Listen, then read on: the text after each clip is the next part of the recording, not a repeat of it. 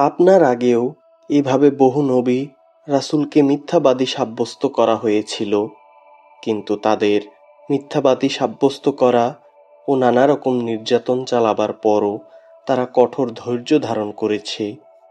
শেষ পর্যন্ত তাদের নিকট আমার পক্ষ থেকে সাহায্য এসে উপস্থিত হয়েছে। আসলে আল্লাহর কথার রদবদলকারী কেউ নেই।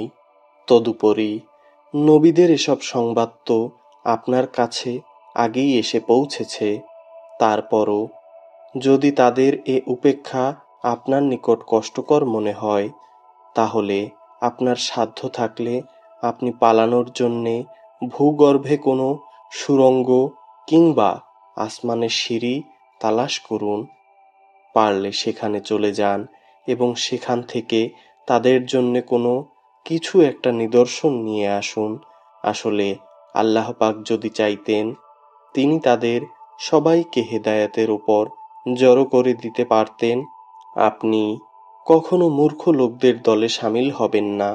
যারা এ কথাগুলো যথাযথভাবে শোনে তারা অবশ্যই আল্লাহর ডাকে সাড়া দেয়, এবং যারা মরে গেছে আল্লাহ পাক এদের সবাইকেও কবর থেকে উঠিয়ে জড়ো করে নেবেন।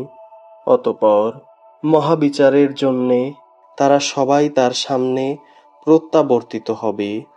এরা বলে, নবীর ওপর তার প্রভুর পক্ষ থেকে আমাদের কথা মতো কোনো নিদর্শন অবতীর্ণ করা হয়নি কেন? হে রাসূল, আপনি তাদের বলুন, অবশ্যই আল্লাহ পাক সব ধরনের নিদর্শন পাঠানোর ক্ষমতা রাখেন, কিন্তু এদের অধিকাংশ লোকই তো কিছু জানে না। জমিনের বুকে বিচরণশীল যে কোনো জন্তু কিংবা বাতাসের বুকে নিজ ডানা দুটি দিয়ে উড়ে চলা যে কোনো পাখি তোমরা দেখো না কেন? এগুলো সবই তোমাদের মতো আল্লাহ পাকের সৃষ্টি। আমি আমার গ্রন্থে বর্ণনা বিশ্লেষণে কোনো কিছুই বাকি রাখিনি। অতঃপর এদের সবাইকে একদিন তাদের প্রভুর কাছে ফিরে যেতে হবে। যারা আমার আয়াতকে মিথ্যা সাব্যস্ত করে তারা হেদায়েতের ব্যাপারে বধির ও মূক। তারা অন্ধকারে পড়ে আছে। আল্লাহ পাক যাকে চান তাকে গুমরাহ করে দেন, আবার যাকে চান তাকে সঠিক পথের ওপর স্থাপন করেন। আপনি বলুন, তোমরা কি ভেবে দেখেছ, যখন তোমাদের ওপর আল্লাহর পক্ষ থেকে বড় ধরনের কোনো শাস্তি আসবে কিংবা হঠাৎ করে কিয়ামত এসে উপস্থিত হবে, তখন তোমরা কি আল্লাহ পাক ছাড়া আর কাউকে ডাকবে? বলুন, যদি তোমরা সত্যবাদী হও, বরং তোমরা তো সেদিন শুধু তাকেই ডাকবে। তোমরা যে জন্যে তাকে ডাকবে তিনি চাইলে তা দূর করে দেবেন, এবং যাদের তোমরা আল্লাহ পাকের সাথে অংশীদার বানাতে তাদের সবাইকেই তখন তোমরা ভুলে যাবে। তোমার আগের জাতিসমূহের কাছেও আমি আমার রাসূল পাঠিয়েছিলাম। তাদেরকেও আমি দুঃখ কষ্ট ও বিপর্যয়ের জালে আটকে রেখেছিলাম, যাতে করে তারা বিনয়ের সাথে নতি স্বীকার করে।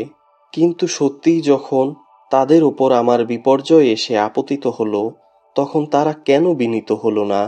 অধিকন্তু তাদের মন এতে আরো শক্ত হয়ে গেল, এবং তারা যা করে যাচ্ছিল শয়তান তাদের কাছে তা শোভনীয় করে তুলল। অতঃপর তারা সে সব কিছুই ভুলে গেল যা তাদেরকে বারবার মনে করানো হয়েছিল। তারপরও আমি তাদের ওপর সচ্ছলতার সব কয়টি দরজাই খুলেছিলাম। শেষ পর্যন্ত যখন তারা তাতেই মত্ত হয়ে গেল যা তাদের দেয়া হয়েছিল, তখন আমি তাদেরকে হঠাৎ পাকড়াও করে নিলাম। ফলে তারা নিরাশ হয়ে পড়ল।